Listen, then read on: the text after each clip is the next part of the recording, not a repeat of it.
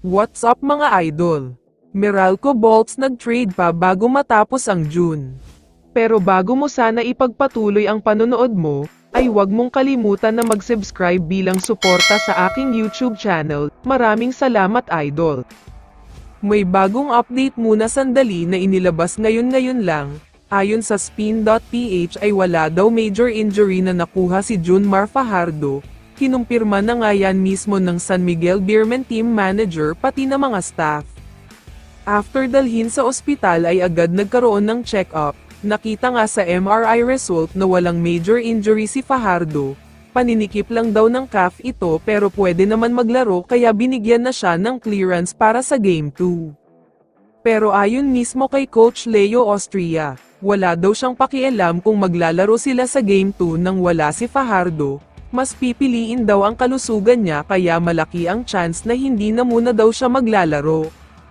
Sa kabilang banda naman, alam naman nating lahat na maagang nalaglag ang Meralco Bolts sa playoffs. Hindi nga sila successful ngayong conference para depensahan ang title nila dahil pinataob sila ng SMB sa quarterfinals. Sobrang disappointing talaga ang pinakita nila this conference. Hirap na hirap silang manalo. Mas malaki pa ang problema nila ngayon dahil papasok na sa unrestricted free agency ang kanilang superstar na si Chris Newsome. Para sa kaalaman ng lahat, ang UFA o unrestricted free agent ay ang mga players na pwedeng lumipat sa team na gusto nila, kaya naman pwedeng umalis si Newsome sa Meralco kahit walang kahit na sinong kapalit. Pero ayon kay Newsome, malaki daw ang utang na loob niya sa Meralco kaya ayaw niyang iwan ito nang wala silang nakukuhang kapalit, kaya pipirma muna daw siya dito sabay trade sa ibang teams, at least bago siya umalis ay may iwan siya dito. Ayon sa mga reports, sobrang interesado daw ang Barangay Ginebra na kunin siya, kailangan daw kasi nila ng two-way player, yung tipong halimaw sa higpit ng depensa pero at the same time ay deadly pa din sa opensa. Handa daw ang Ginebra na ibigay ay rising player nila na si Jason David, Von Pesomal, Nords Pinto at 2 future first round pick.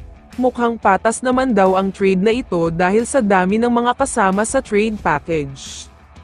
Mukhang bago matapos ang June or first week ng July ay mangyayari na daw ang trade, pero most likely ay ngayong katapusan ng June ay mangyayari na talaga.